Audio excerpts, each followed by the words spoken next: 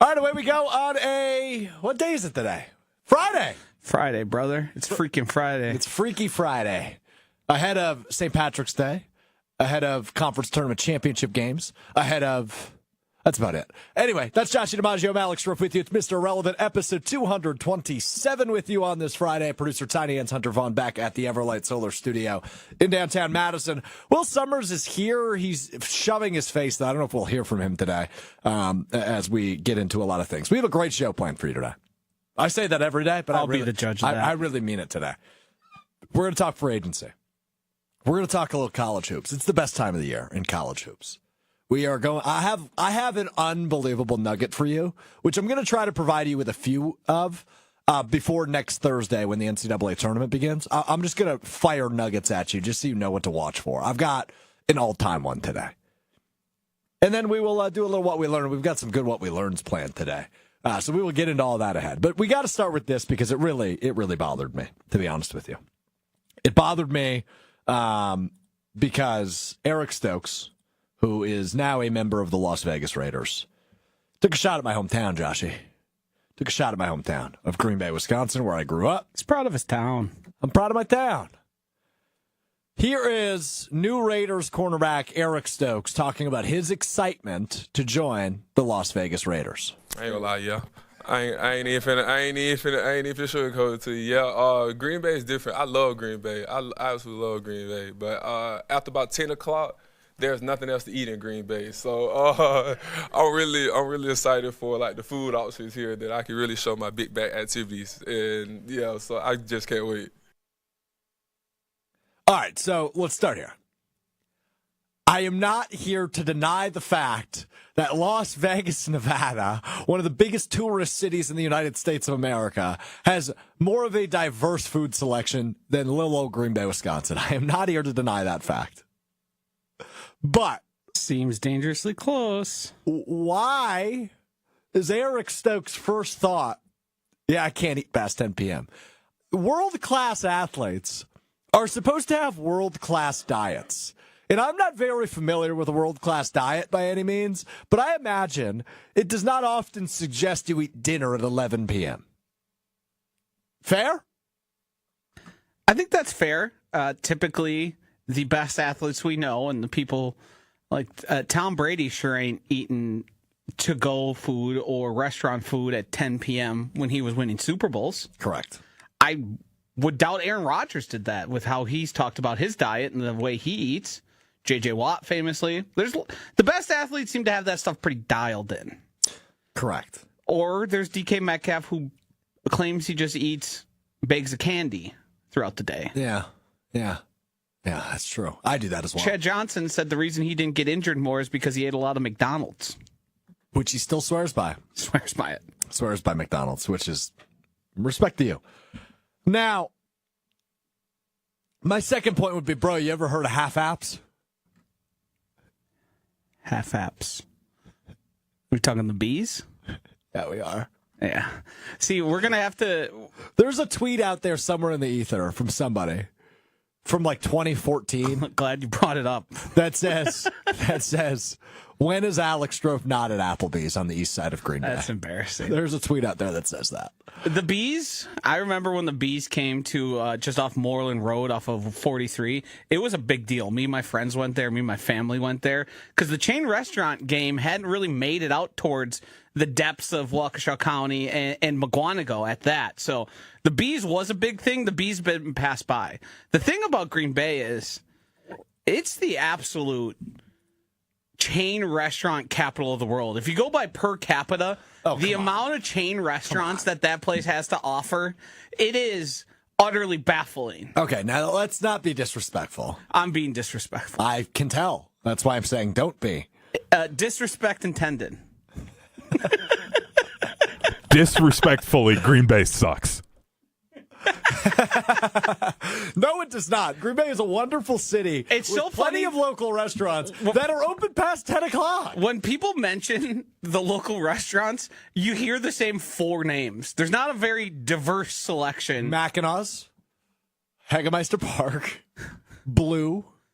What's the other one, Rogers The pizza loves? place I hear mentioned all the time. Oh, I'm blanking on the name. I know exactly what you're Rustique. Yes. Yes. That's when you Place is guys good, too. That when you place is guys good. put on your nicest belt buckle and bolo tie Okay, to go out for dinner. whoa. That's where you guys go. So you're calling Green Bay a bunch of rednecks. When you guys ride your carriage to the restaurant. Green Bay is not a bunch of rednecks. What are we doing here? I just thought it would be fun. I want to hear one more time what Eric Stokes had to say because he pulled the ultimate Kyle Wallace, which I will bring up later on Kyle Bruston Nortman. Let's hear from Eric Stokes, the new Raiders cornerback, one more time. I ain't gonna lie, yeah.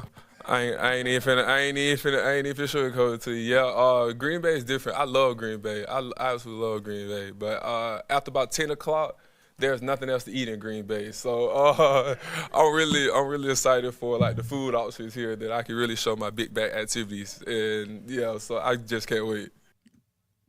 Big back activities, is that what you're gonna ask? Yeah, what did he say there?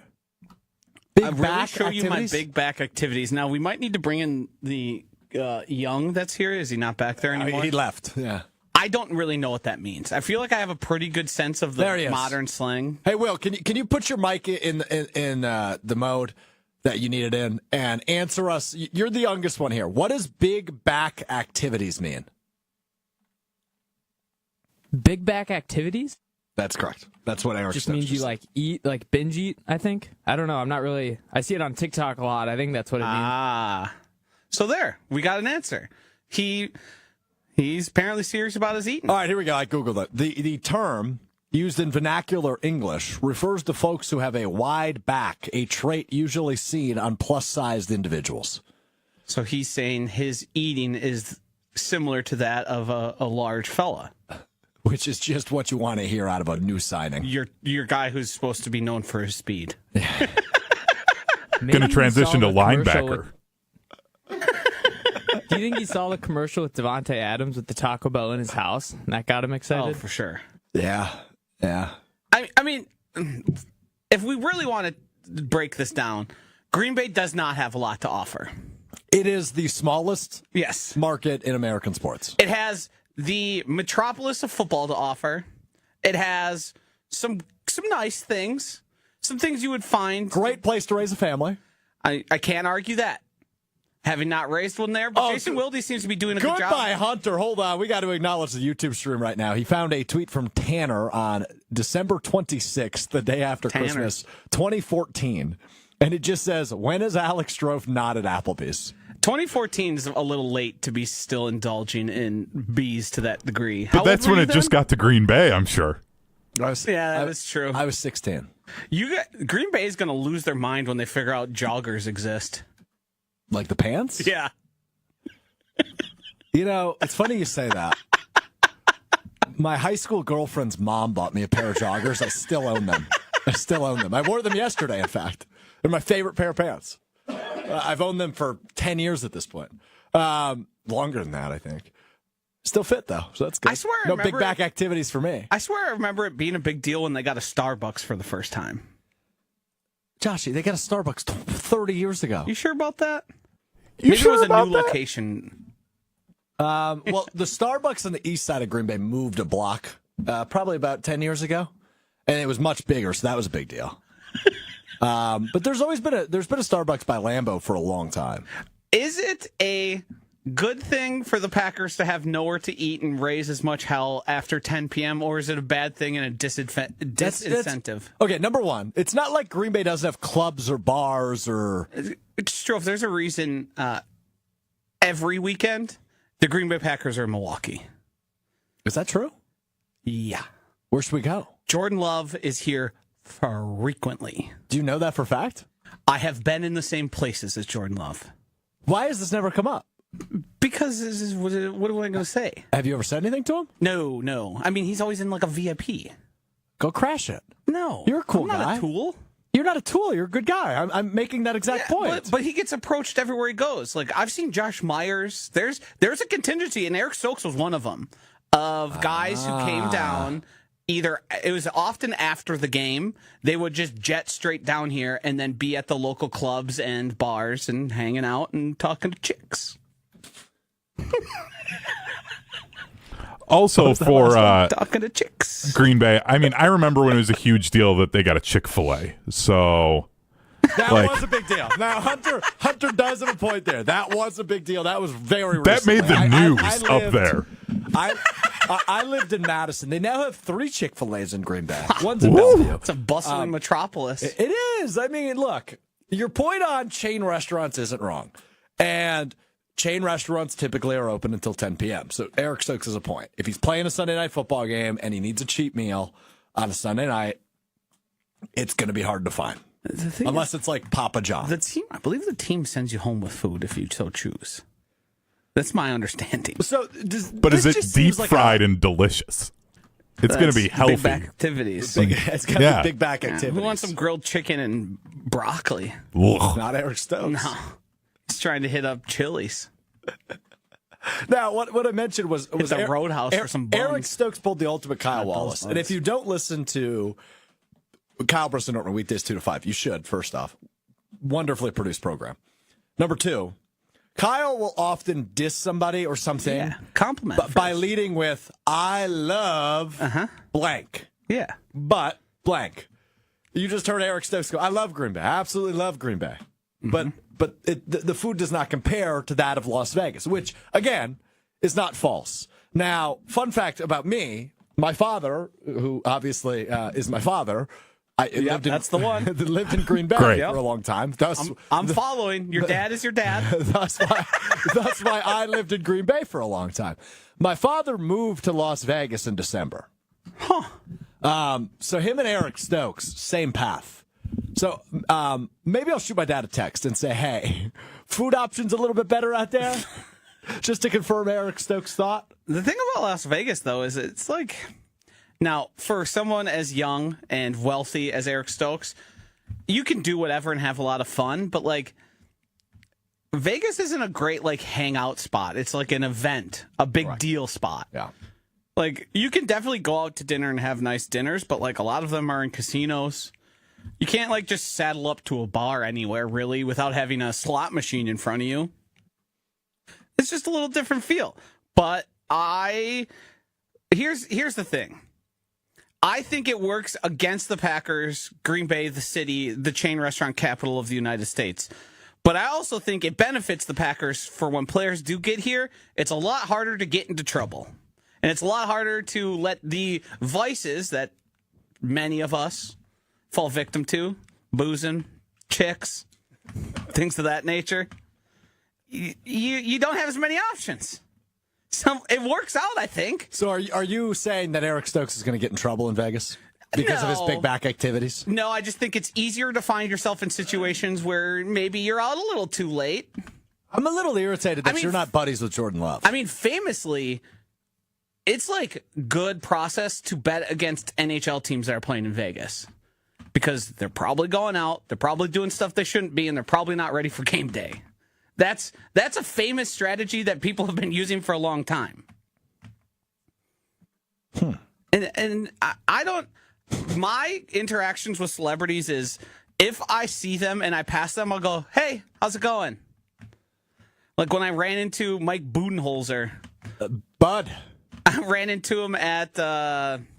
it's slipping my name. A bar in the Deer District. And I just said, hey, Coach Bud, what's up? Kept walking. I did that to Mark Murphy this summer. We were up for the first day of training camp. Or maybe it wasn't the first day. I was meeting somebody at the restaurant in Lambeau Field, which is not open past 10 p.m., by the way. Yeah, of course not. And great elk stroganoff there. Is that a joke or is it No, serious? I had it. Elk stroganoff. Elk's elk is delicious. A delicious meat, by Yes. the way. Yeah. Elk is massively underrated. Yeah, it's just harder to come by. I was strolling through the parking lot going back to my car, which was parked over by the Tundra Trio. And, hey, Mark, how you doing? Yeah. Because I'm doing well. How are you? Fine. That was the extent of our conversation. Yeah, I think most people I didn't would, call him a dork, which I was proud of myself for not you doing. should have said complicated fella. Oh, that would have been good. Yeah, I'm a complicated fella too. Say something like that. Keep it moving. Josh, she's on one today. He's a complicated coming in here fella. swinging on Green. Thought you were coming in and swinging on Green Bay. Why hasn't that happened? I mean, did you miss the first? I said you guys put on your best belt buckle and bolo tie and ride your carriage to the local Applebee's. I wore a bolo tie. And if you didn't get it, most, if not all, chain restaurants, not a good place to go. That's true. There's probably there is the strip right by Lambeau Field that is all chain restaurants, including the Chick-fil-A that Hunter was referencing. Yes. Yeah. Made the news. I'm using chain restaurant as a pejorative. Uh-huh. Oh, jeez. Josh, we've been over this, pal. I thought that was one everyone knew. Pejorative? Well, No idea what the hell that means. you got Will choking back there. Pejorative is expressing contempt or disapproval. Okay. So you do not like... No. Got it. I would much rather go to a locally owned, locally run. I agree with that. I'm not making the case for the Bees in 2025. I was making the case for the Bees in 2014 when I was 16 years old. But it seemed like you didn't understand me calling it the chain restaurant capital of the world or the United States. That was pejoratively. That wasn't a compliment. I meant that as, I mean, it makes sense, though. You need big places that can house a lot of people for a few times a weekend. It is much harder in a city like that to probably own a locally owned restaurant because the population does fluctuate so much. It's fair. And sometimes your carriage's wheel breaks and you can't make it out to dinner that night. Yeah, they got to wait It's until not Doug Amish. Gottlieb gets the powerhouse going up at Green Bay, and then they'll have people all winter showing up. Then you can actually have a good restaurant. It's all Doug Gottlieb's fault. All right, we're moving on to Brian Gutekunst. Is Eric Stokes part of this conversation? Eric Stokes, the former first-round pick back in 2021, as mentioned, obviously signs with the Raiders for $4 million. Josh Myers, the former second-round pick out of Ohio State, the center, signs with the New York Jets for $3.5 million. That equals $7.5 million for those of you keeping track at home. And A.J. Dillon signs a one-year deal with the Philadelphia Eagles, the former second-round pick. We do not know the dollar amount, but I'm going to go ahead and assume he got less than $2.5 million. Therefore, that is 3 either first or second-round picks during Brian Gutekunst's tenure that have signed their second contract elsewhere for a combined less than $10 million, which I think is an indication and once again an indictment on Brian Gutekunst's ability to draft powerhouse talent or superstar talent in high rounds. Now, we will give him credit where credit is due, right? He hit on Jair Alexander in the first round. He hit on Elton Jenkins in a middle round. He hit on Jordan Love in the first round. Zach Tom is going to be a mid-round pick. That will get a nice second contract in Green Bay. So those are exceptions. But this is seemingly a trend with Brian Gutekunst. Think of Josiah DeGuara. Think of Jay Sternberger. Think of Amari Rodgers. It's more common for Brian Gutekunst to hit on these valued picks than it's more common for him to miss on them than hit on them, which is a concern. Especially when we've spent the last 2 months having the conversation of, should Brian Gutekunst trade a second-round pick? Should Brian Gutekunst trade a first-round pick? Should Brian Gutekunst trade a third-round pick? And we know how much he likes his picks because, A, they're cheaper, and B, if you hit on them, you look like a hero. And he'd rather have, we've used the term a lot, more bites at the apple in the draft than risking a second-round pick on a 31-year-old proven talent. But to see now that a first-round pick and 2 former second-round picks leave Green Bay after playing, for the most part, especially with Myers, he was a starter throughout.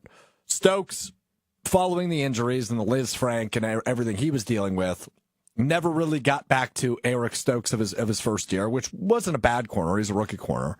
And, of course, A.J. Dillon, after a year and a half of solid football, stopped learning how to walk and run. This is bad, right? It's not. If you do this in the first and second round more often than not, you are not going to win championships. And if Josh Myers, A.J. Dillon, and Eric Stokes are any indication of what Brian Gutekunst has been capable of in those key rounds, you are not going to win a championship.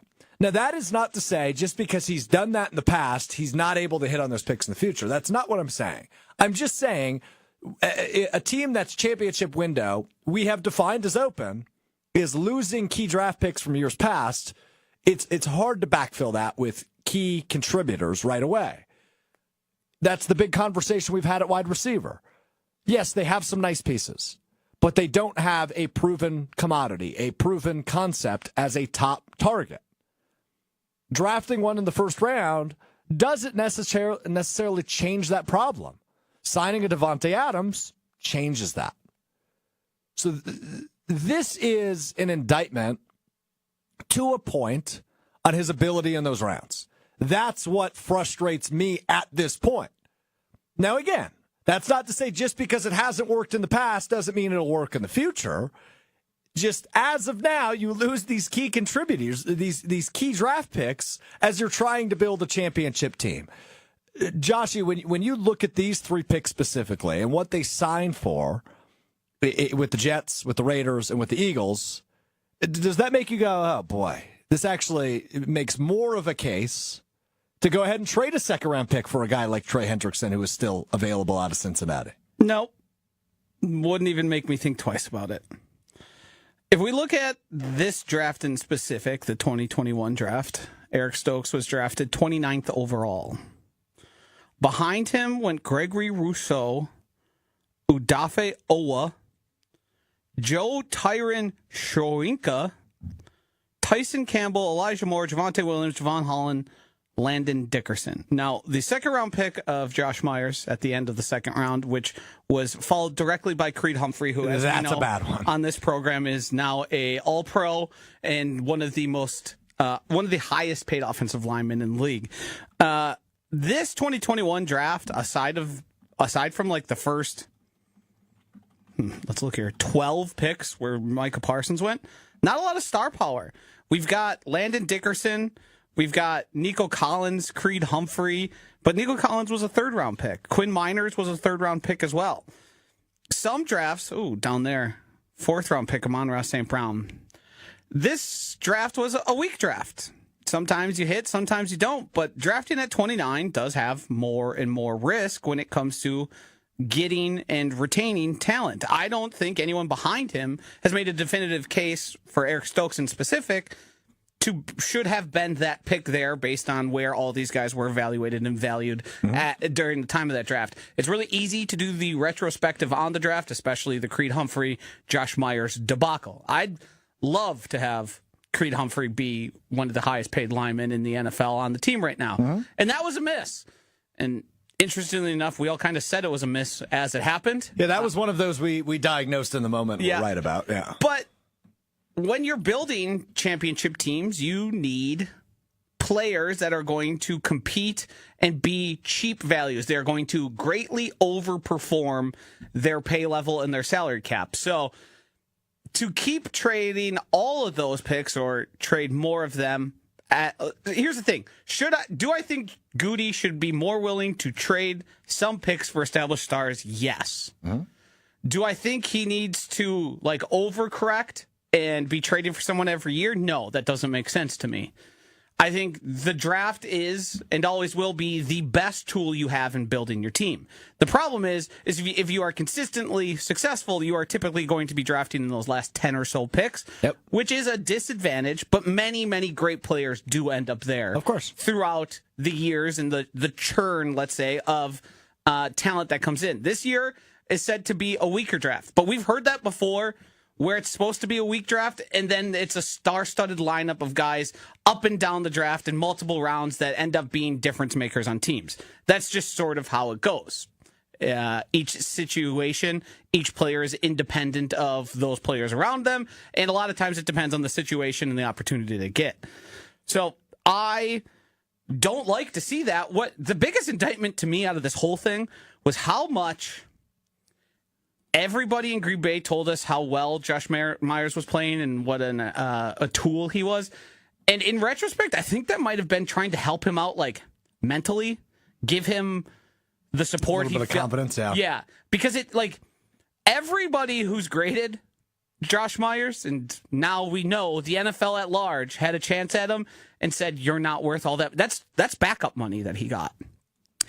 Eric Stokes is interesting because I thought Eric Stokes played really well his rookie year, and I thought the second half of last year he played actually quite well as well. It's just he had injuries, he was a bit inconsistent, and never really ended up being what he was.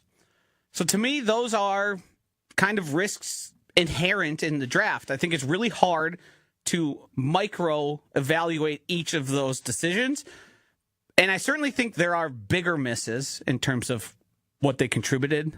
Look at Jamal Moore. Look at Amari Rogers. Look at Josiah DeGuara, A.J. Dillon. Even though A.J. Dillon did have moments. He had a nice stretch, but then... Yes, but also if you incorporate where he was drafted, you would probably say, yeah, that probably was an overpay. Jay Sternberger. Like, there's names that are littered here that are mistakes, but with how good he's been in the past 2 drafts, it's hard to not look at that and go, yeah, I want this guy getting a lot of shots. Yeah, you're right, because the last 2 years have been much better. And, I don't think when these guys hit free agency, if they let any of them walk, which naturally there will be a couple that do. Right, like if Luke Musgrave has a big year this year and they end up going Tucker Kraft over him, I would imagine Luke Musgrave has a pretty big market. Yeah, I would guess so too, but that's dependent obviously on a big year this year. I would bet if they move from Rasheed Walker to Jordan Morgan, that Rasheed Walker would get a lot of interest. Because competent left tackle play is hard to find. I'm curious if he'll be somebody they would move. I know there's been rumors. I don't think they're actively searching for it. Yeah, no. And I think they would need to know more in training camp and probably into the season because they want a lot of good linemen. They do. Jason Wilde told us they saw what happened against the Eagles and they said not again. Can't let that happen again. So having 6 really good linemen, you have bigger problems. So bigger fish to fry. Here's the thing. I agree. I agree with the thought process that Goody went through following seeing what happened to the O-line in that playoff game against Philadelphia. You go out, you sign Aaron Banks, you bring in another good lineman. Obviously, you have a first-round pick in Jordan Morgan, who's waiting in the wings and will compete. We don't know if he'll win one, but he will compete for a starting job on this offensive line next year. But there were season-long problems from last year that to this point of the offseason have not been addressed, right? The big 2 being wide receiver and edge. They weren't addressed in free agency. We'll get to this in a second, but I think the Packers, in terms of big signings, not that there's many to be had, but they're done with that. The draft will be their next big swings to upgrade this roster. I get why he would say, okay, teams are loading up at defensive line. Also in the division are loading up at that position. We need to be able to stop good defensive lines. But the season-long issues of not being able to get after an opposing quarterback, and on offense, the ongoing issues of dropped passes and young receivers making mistakes, those weren't shored up at all. I understand the idea of just assuming that there will be progression to some degree at both of those spots because you're riddled with young players. But it felt to me that those were the bigger issues to address this offseason. And to this point in the offseason, they haven't been addressed. And that's where I go, I'm a little bit worried about what this looks like this season. Yeah, and I have a hard time disagreeing. I do think what we saw was literally replacing guys that were also viewed as... I mean, there's a potential here that Goody views their needs as big as you do, and he did not, through his evaluation and the work with his pro scouts, determine that any of the players available were either A, worth the cost, or B, good enough to be difference makers as opposed to the guys on their roster. You can quibble with that. I'm not evaluating up and down enough of the players and their production and what they look like because, I saw somebody doing a cut up of Aaron Banks and it made a lot of sense watching him. Like, wow, that guy can move. That guy would make a lot of sense in a Josh Jacobs-led backfield. That, to me, checks out. Well, he might not grade out as the cleanest or best, but for what they need, he seems to be a perfect fit. And that does matter, especially when you're addressing free agency. When you're bringing in a guy with some veteran time in here, you're not really able to mold them. You're kind of taking what it is and using it to your best advantage. Mm-hmm. I think, short of Devontae Adams, which I think we can draw the conclusion, his age is an excluding factor for Brian Gutekunst. And we can agree or disagree with that. I think everyone here, as the Bring Back Devontae camp leaders, would disagree with that. But at least I have context to that. I understand it. DK Metcalf, we agree, probably too expensive. Being paid as a top 5 wide receiver and not even a top 20 wide receiver in terms of production and all that. Probably top 20, but close. At the bottom. Yes, at the bottom agreed. of 20. Yes, yeah. I agree with that. So at that point, you're like, Devontae makes sense because he would probably almost guarantee the 1,000-yard receiver. Who knows if it's 80 catches, 90, whatever it is. He provides multiple options. He comes in and is your number 1 receiver. Yeah. Correct. MVS was the other option that we were talking about because it was such a weak class. Yeah. It was also pretty weak at edge rusher. It was. I just think from what happened was it's we can do a gambling analogy. Sometimes you need to know when to leave the table or leave the machine. And when you get in front of it and you're going, I'm getting out over my skis here, I need to step away. I think there is value and there's lessons and there is solid strategy to building your team with it. I keep coming back to, and Gabe harped on it all day today on Jen, Gabe, and Chewy, who in free agency, traditional free agency, who were they supposed to get and improve their team with? And I'm struggling to find even. I've heard Josh Sweat mentioned. Yeah, that's the one name I would go to. And yeah, you could be. I'll give you that. That's one player. That player has to agree, and you don't have to be massively outbid. Yeah, it isn't as simple as we're not doing fantasy draft and it's our pick. Right. We get you. So it is more complicated than Right. that. It's not that simple, to your point. And However, if we were to look at free agency as a whole, there's probably 5 guys total when you bring in value of their contract and the player they are that you're like, yeah, that would have probably made sense to give a shot. I don't think the list is very long. No. I agree with you in theory. But if I was just to say blindly to you, right, you are going to pay a contract of 4 years, $77 million in free agency. Your guess would have been at what position? Because it wouldn't have been left guard. No. Even though Tausch was telling us, and I wasn't really listening, paying much attention, or taking much credence to it, that they were going to pay interior offensive line, which is probably him knowing stuff that he's not telling quite openly. He's hinting at. I would have said, but now I have to mix in because I don't think there's a wide receiver that we could have found.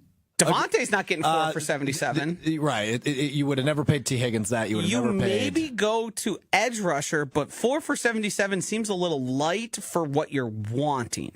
Correct. But I'll just remind you, Josh Sweat, which is the name we brought up. Corner is the one spot I would pick 4 for 77 making sense. Maybe DJ Reed. Yes. Right. Yes. So, but 4 for 76 is what Josh Sweat signed for in Arizona. Mm-hmm. And that is the same contract, 4 for 77, is what you signed Aaron Banks to. Yeah. I want to throw over to Hunter in the Everlight Solar Studio. No, he's been trying to get in. Go ahead, Hunter. Well, it's 2 things here. One actually pertains to the conversation. The other is pointless. The first one here. We like that. Josh. Is this the point? Is this the pointless one or the real one? This is the real one. Which I realize now might actually come off as pointless. But anyways, Josh, you made a gambling analogy. Why didn't you just quote Kenny Rogers, the gambler, and say, you got to know when to hold them, know when to fold them? You were right there. Know when to walk away. Yeah. Yeah. Interestingly enough, that's a great point. I'll take that advice under consideration. R.I.P. Kenny Rogers. I spend too much time listening to gamblers talk who probably think it's passé to mention Kenny Rogers and know when to hold him, know when to fold him, but it would have been a lot easier and more efficient. So, noted. I'm not going to ask what passé means. Go ahead, Hunter. And then our second one that is pointless. The Iowa Hawkeyes are getting rid of Fran McCaffery, a man that I almost got into an altercation with at Middleton High School. You were there, Strouf. Right. I was there for that. Yeah. I was there for that. Yeah, I'm going to need a story. Yeah, here. hold on. We'll get to the story real quick. He was fired or he retired? Pete Thamel is reporting that sources tell him Iowa is set to dismiss basketball coach Fran McCaffery after 15 seasons. What is unbelievable about that, and then we will get to Hunter's almost altercation with Fran McCaffery last year at Middleton High School, is yesterday Iowa lost, and in said loss, Fran McCaffery was ejected with 8 minutes left. His final game of a 15-year career at Iowa ended with him watching the end of the game from the locker room. It kind of fits for him. He is a interesting character. So to set this up real quick, we were calling a game on Zimmer Conda's Prep Mania, which is ESPN Madison's high school coverage. It was me and Dennis Semra. We were at Middleton High School. Hunter was our video producer that night. And this was prior to Will Garlock, who's a senior at Middleton, 7-foot center. He is now committed to the Wisconsin Badgers. But Fran McCaffery and some of his staff was in town to scout and eventually recruit Will Garlock of Middleton. Now, Hunter, I will let you take it from here because it is a very good story. So because I was the video producer, I was like, I want some popcorn. So I went to the concession stand, got myself some popcorn. We then realized that the table we had set up in the stands was too far up, so we needed to move it down a row. I have my popcorn box sitting vertically on the table, as Strouf and I are moving it, it tips over and some of the popcorn spills out. During a timeout of this JV game, I go, my popcorn! Fran McCaffery. Very Yes. high pitched. Very high pitched. Yes, and loud. Fran McCaffery and the entire Iowa staff turn and look at me, and you would have thought that I was a Big Ten official who just teed up one of his guys. And I, for a moment... His face started getting red. Yeah. For a moment, I almost did the, like, turn and, like, flex, like, what do you want? What are you going to do about it? And that was where I almost got in an altercation with Fran McCaffery over my popcorn. I'm gonna do My popcorn. I'm gonna do something brave here. Oh, boy. I side with Fran McCaffery here only because, and I hope your face is on the screen, Hunter. If I heard that noise come from a guy that looks like you, I would snap around and be like, what the heck just happened over there? Fair point. you know, you're not wrong, but I was ready to throw hands with Fran for a moment. Hunter is I mean, how do we describe? You're about 6 feet tall, a little shorter than that, a little taller than that? 6 foot, 6'1", like 6 foot and a half. So I just want to describe Hunter for our visual audience, right? Like he's a tall dude. He's bald. He has a beard. He's tatted up. Like he does not look like an individual that is screaming like a 7th grade girl about popcorn. He looks more likely to be riding a Harley in a cutoff shirt than he does going, my popcorn, at a high school game. Again, very true, and you're not wrong. But I felt very defensive in that moment and felt as though, you know what, Fran, if you're going to be coming at me, let's go. Let's tussle. And to defend you a little bit, if you lose some of your popcorn that you're so excited about, you'd be pretty upset. Middleton High School does have good popcorn. They do. To be noted. It's probably top 10 in the state's power rankings. I got to give a shout out to Marinette High School up north. They have the best popcorn in the state. I'm out of my depth here. All right, fair enough. Yeah. We will cut the power rankings of that, but Marinette High School, north of Green Bay, has amazing popcorn. Like, that is what they are known for. I was kicked out of a game there once, but before I went to my car to drive back, I grabbed some popcorn. They let me buy popcorn prior to the official kicking me out for yelling at him. So there you go. I was kicked out of 8 high school basketball games in high school. 8? As an athlete? No, as a student section member. Jeez, you were a tool. Yeah, that's excessive. Yeah. There, you can see one time overeager ref, 8 times. I got punched by a man once, by like a father, and then he asked me if I wanted to go outside. I gotta say, I think I side with him. I did not get kicked out of this game though. Contextless, I'm on his side, so you're going to need to win me over. So I was at, I'll leave the high school unnamed. I don't want to incriminate anybody 10 years later, plus 10 years plus later. I was at a game at a high school. My brother happened to live in that city, so he came to the high school and, hung out with me for a little bit.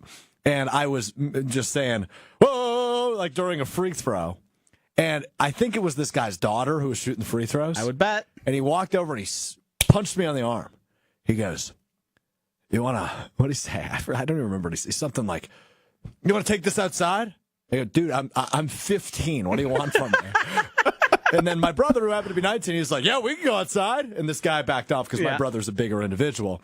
And, that was good. It was good. Good times. Anyway, all right. Last thing on the Packers, then we'll move to college basketball. Packers are done making any moves of significance in free agency, right? Yeah. The only thing I'm keeping the light on is Beth. Yeah, but that's not even free agency. Yeah, you can... Here's the thing: these moves kind of get thrown into the mix, and free agency does spur. I'd love Biff. These actions. I'm not confident we're seeing Biff. I'm keeping the light on. Keep the light on until I have to turn it off. By the way, I'm not calling Josh a Biff, and he's not calling me a Biff. No. Biff stands for bring in Trey Hendrickson. You can call me Biff if you want. I won't be offended. No. All right, fair enough. You're Biff. All right, let's move on to college hoops, man. It is the best time of the year. The next time we talk, we will have a bracket. Let me say that one more time.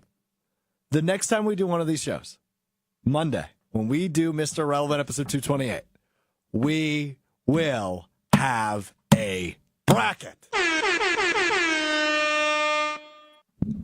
Come on, Joshy, get a little excited. What do you want me to go? Woohoo! Yes, that's exactly what I want. My popcorn. There we go. Yeah, very Yes. well done. It's exactly what we want out of you. My popcorn. Get your popcorn ready because it's the best time of year in college hoops. We are into the quarterfinals of the Big Ten tournament. Marquette tipping off against one of the best teams in the country tonight, St. John's. That is a 5:30 tip. The Badgers tipping off in about 20 or so minutes is Tom Izzo being interviewed prior to or after his quarterfinal win at the Big Ten tournament in Indianapolis. The Badgers take on Mick Cronin and UCLA. Badgers have a good offense, UCLA good defensively. That is going to be a fun game that tips off here in just a couple of minutes. Badgers are favored by 1.5 in that one following their nice win over Northwestern yesterday. Ended up being a 7-point win, but it was never really that close. The Badgers led throughout. They kind of dominated that game, and Northwestern made a little bit of a push at the end, but it was all Badgers all the time. Now, this is a team that's kind of floundered here towards the end of the season. That loss to Oregon at the end of February was not pretty in overtime. It was a good game, and Oregon's a good team, but it was kind of the start of Badgers really aren't playing like themselves. They rebounded with a nice win over Washington, then went to Michigan State and lost. They beat Minnesota by 7 on the road, and ended the regular season with a loss to Penn State at the Kohl Center. Penn State sucks, for those of you that are not aware. And the Badgers to only score 75 points in a loss against one of the worst teams of their conference definitely made you go, ooh, what are they going to be made of come March? Now, they have a good opportunity to set up a date in a rematch with Michigan State with a win here in just a bit against UCLA. As for Marquette, kind of a similar story. Down the stretch this season, it was a team that lost their juju offensively. They were scoring less than 80 or 70 points pretty much every game down the stretch other than a win over Seton Hall. And obviously that loss to St. John's in overtime on Saturday, which was a phenomenal college basketball game, by the way. Just an awesome college basketball game at Fiserv Forum. St. John's, one of the best teams in the country. They are poised for a nice run in the NCAA tournament. And Marquette's going to have their handful tonight. But I made this shirt, or my girlfriend rather made this shirt back in December. I'm wearing my half Marquette, half Badger shirt that everybody calls me a douche for. And Joshy shakes his head. That's not completely why, but okay. But I don't have many opportunities to wear this. And I'm rooting for Marquette. I'm rooting for the Badgers. I'll probably wear it once more next week. And then that's probably going to be it for this shirt for the season. So I had to wear it today with both teams in big matchups. So the question I ask you, and I'll start with you, Hunter, on this one, is which team between the Badgers and Marquette concerns you more come the NCAA tournament? Now, obviously, a lot of this will be dictated by the performance the rest of the week and the weekend, but do you have more of a concern about one of those teams more than the other? It's probably because of my rooting interests, but it's Marquette. Like, they just make me so nervous because I don't know what team I'm going to get from them. In particular, what David Joplin I'm going to get.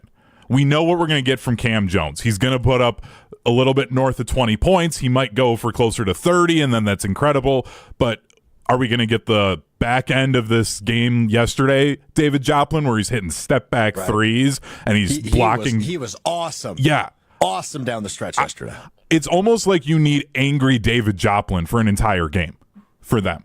And then he's incredible. He's a rim protector. Like, he does everything for them. If he's not playing well, they're not good. Hold on, Hunter. Hold on. I just looked at the video stream. Yeah. That's the big MF from NC State, DJ Burns. I'm making he's him playing overseas, it looks like? Yeah, we went over this. I'm pretty sure he's playing in, like, South Korea. Yeah, he is our mascot for March Madness until we get somebody else. Yeah, we'll get a new mascot this year. And I do have a pitch for you coming up in just a second on who that might be. But the big MF for DJ Burns, that run last year. You can't pitch the cult hero. They have to earn it. That's a good point. Jack Golke, friend of show, was also the cult hero from last year. Yeah, and DJ Burns had the luxury of going to the Final Four, which really propelled him. He did. That's accurate. So Hunter says Marquette. Joshy, I know you're not the biggest college hoops fan in the world, but this time of year you're plugged in, I would assume. Yeah, and I've watched pretty much the past 6-7 games incomplete for the Badgers. Not as much on the Marquette. I have listened to the broadcast by Homer and T. Smith. Their great call of that they've on the promo I heard. Holla at you, boy! Fun. Like it. Love it. That got me a little fired up, and I don't root for Marquette. I think in terms of I'm worried about the Badgers greatly underachieving, and it is because of some of the eggs I've seen them lay. I think going into the tournament and losing to Penn State, ouch. The Michigan State game, not fun watch. It seemed like the Badgers could do nothing. Obviously, three-point shooting was a huge mistake, and those are bad nights that are going to happen every so often. I think the Badgers have higher expectations than Marquette does going into this tournament, and I think they are at higher risk of being a one-and-doner. Because when that offense isn't going, which we lauded all season long of how exciting they're scoring 100 points, they're averaging 80. When they lay eggs in impressive ways. And it seems like scoring buckets is a near impossibility. Now, Max Klesmit coming back helps. Certainly helps. We saw it help just yesterday. Yep. But they seem to be so inconsistent right now, and as the competition rises and they're not playing teams that don't deserve to be in the tournament, how's that going to look? And I think they're also susceptible on defense, and they run the risk of just getting a bad matchup and standing no chance. Yeah, that's why I'm really intrigued to see what today looks like, because UCLA is one of the better defensive teams in the country. And the Badgers are obviously one of the better, if not the best, in terms of points per game, offensive teams in the country. Now, this team is only going to go as far as your bigs take you, right? You know what you're gonna get from John Tonje. You know what you're gonna get from John Blackwell. Max. Do we know what we're gonna get from John Tonje? Because I feel like he has a tendency to disappear. In big moments, sure, but you know you're going to get 15 to 20 points from him a night. I think that's a given. I sure hope so. I do believe, though, you're only going to go as far as your bigs take you. It comes down to Nolan Winter and Steven Crowell, especially on the defensive side. If you match up with a team that is really good at forward and center, you are in trouble. I mean, the amount of times I watched Michigan State run some pick and roll to an alley-oop that was completely uncontested. I mean, that was, if you don't think a team with some good mobile bigs is going to do that to you the first time you see them and just run it. It's like spamming a play in Madden that drove you nuts. Your friend kept doing it. You couldn't beat it. They just kept doing it. It felt like, how is this? What are we doing? And that clearly is an advantage for opposing teams. Yeah, I agree. All right. So you said I cannot pitch a cult hero. You can enter him into the ring. We are going to let the tournament and its action determine the cult hero. So the Southern Conference tournament is in the books. Wofford, the Terriers, entered the conference tournament as a 6 seed. Won some money on Wofford. They got hot. They won the SoCon. Wofford has punched their ticket to the NCAA tournament. Wofford. What are they? Logo? Terriers. Yes, they're the Terriers. So I've been doing some research. Whenever a mid-major team like the SoCon, right, and Wofford, whenever they punch their ticket to the NCAA tournament, I like to read up on them because these are typically the teams that will get an early round upset, right? You might get like a 13-4 matchup or a 12-5 matchup. These are the teams you need to study, right? Like James Madison last year was the popular pick to beat the Badgers in the first round. Wofford is going to be one of those teams to keep an eye on. And something that I noticed while watching the SoCon championship game the other night for Wofford, which they ended up winning, is they have a big man. His name is Kyle Filewich, okay? Very good. Nice rebounder, good scorer, averages just short of a double-double for them. But the thing about Kyle Filewich that is going to take people off guard when they watch Wofford next week is he is an underhand free throw shooter. He's a potty shot free throw shooter. But here's the thing. We've seen potty shot free throw shooters before. And typically, they're good, right? They're like 80% free throw shooters. It works for them. For Kyle Filewich, it doesn't work for him. He is a career 37% free throw shooter. He is shooting 32% from the line this year, and he still commits to the granny shot, despite being almost 7 feet tall. He needs to shoot the ball straight. He goes with the arc. He goes with the granny shot, and he stinks at it. But he's a good basketball player, which is a little bit confusing. Imagine how awful his regular shot must be if 30% and sticking to the... Like, did he pivot to the potty shot, the granny shot, mid-season? I don't know the answer to Because I'm looking at a picture of him here, and I'll click and follow the link. He seems to be attempting a free throw the normal way, and this was as of April 2nd, 2024. So this is last year. This might be a new pivot to him. It looks like it changed about 5 weeks ago is when he started doing it. So he's bad at free throws no matter what. It hasn't gotten a whole lot better in the championship game against Furman the other night. I just want to get the box score. The Paladins. I saw him miss a couple.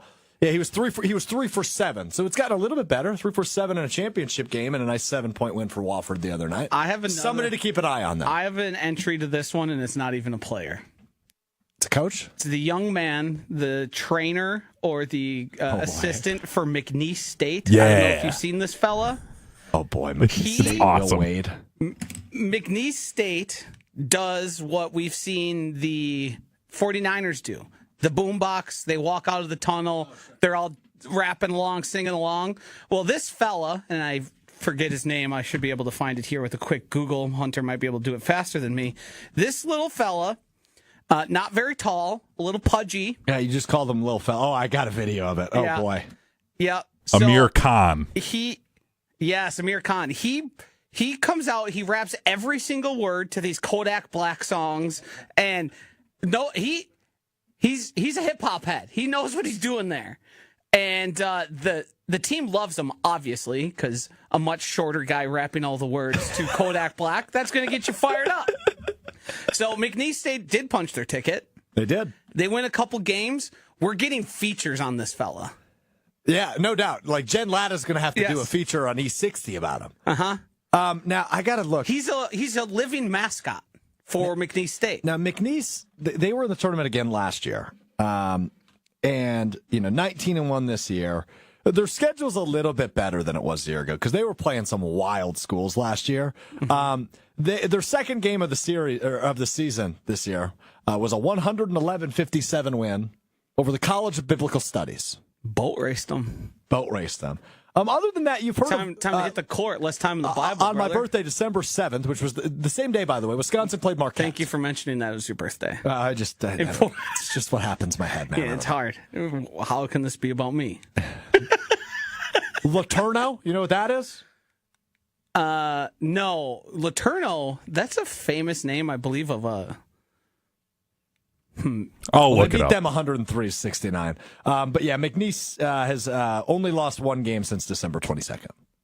So they've been pretty good. So definitely a team to keep an eye on as they win the Southland Conference tournament. All right, let's get to what we learned because we've got quite a bit to get to here.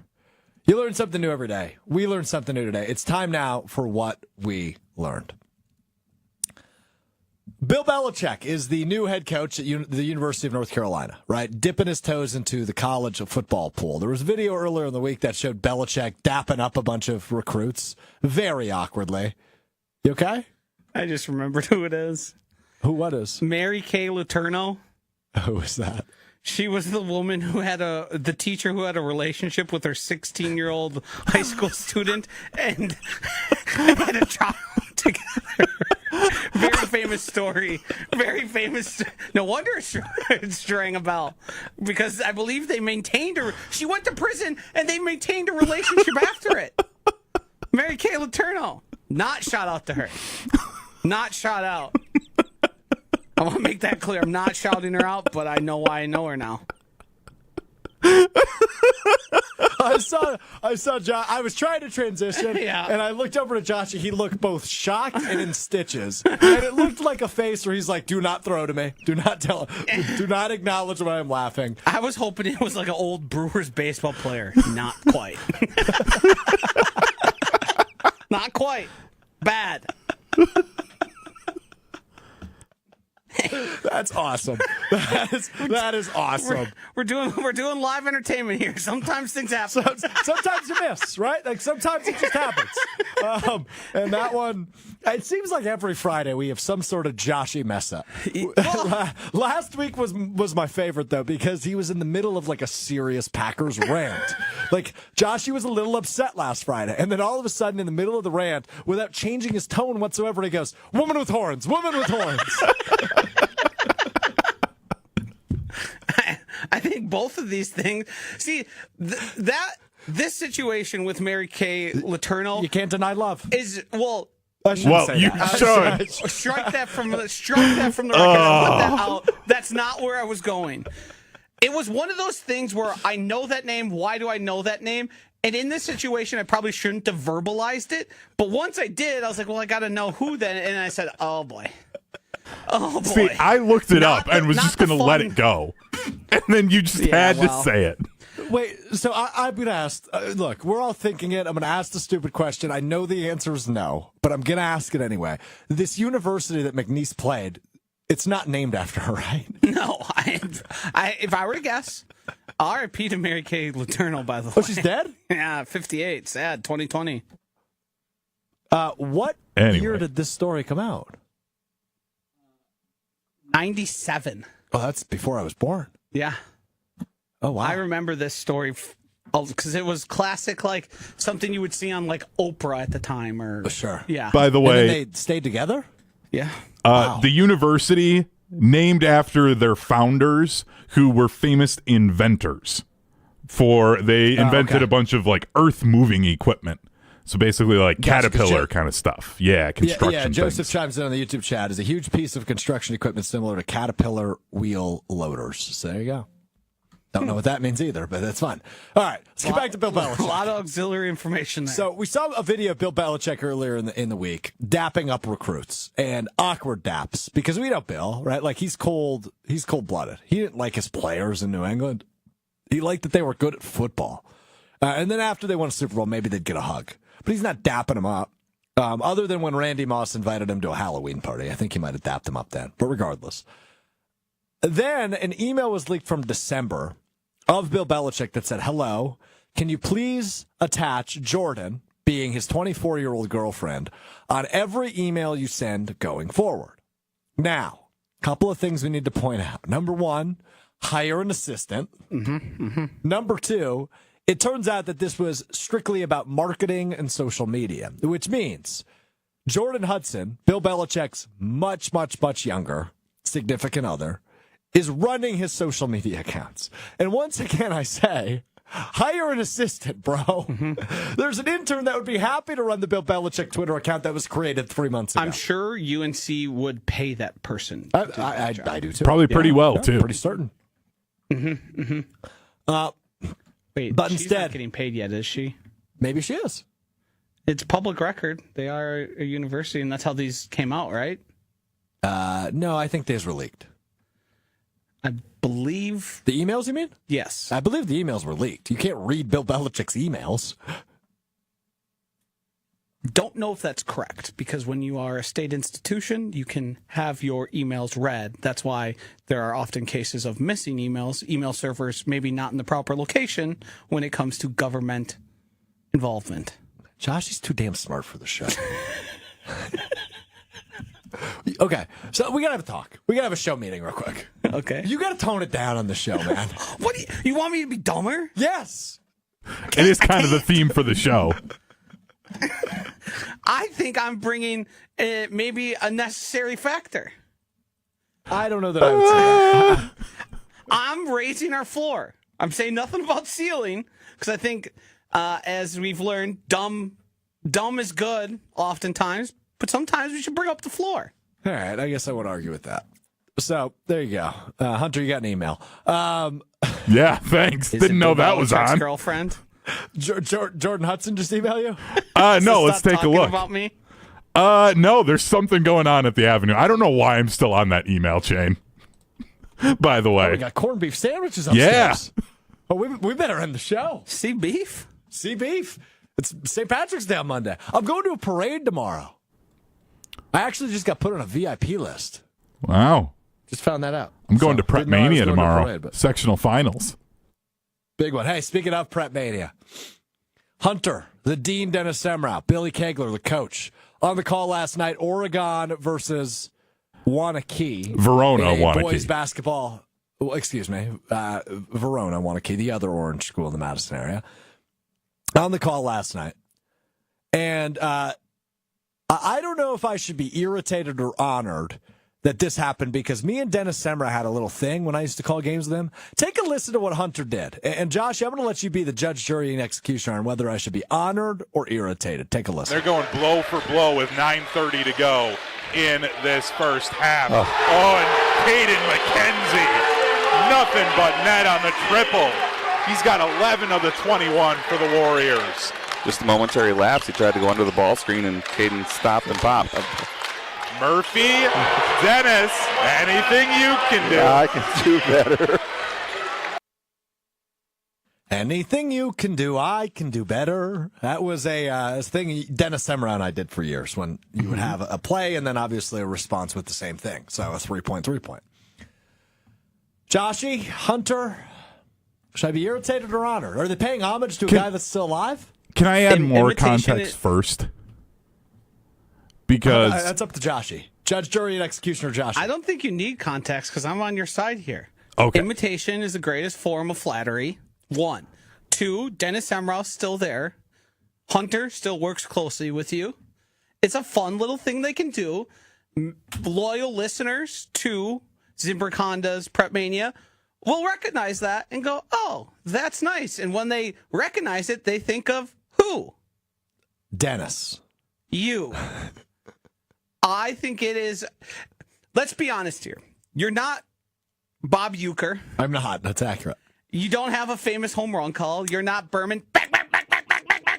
That's not a bad Berman. So I think this is fun. There's still a remaining member. I think it's well within reason. thank you. Dennis loved it. Yeah. Dennis did love it. Yeah. Nice. And that's This- important. Keeping your partners happy. You should try it more. Are you saying you're unhappy? No, but maybe I could be. See, and I only started doing this because in a football game, Dennis did it unprompted back in the fall. Yeah. And I was like, oh, Dennis loved doing that with Strouf. I'll keep it going Yep. because I want to keep Dennis happy because he is one of the Good. sweetest human beings on the planet. He's Nobody deserves to be more happy. one of the nicest people I've ever met. So nice. I thought he had ulterior motives the first year I met him. Are you serious? Yeah. Who's that nice? Who's that nice? What is that?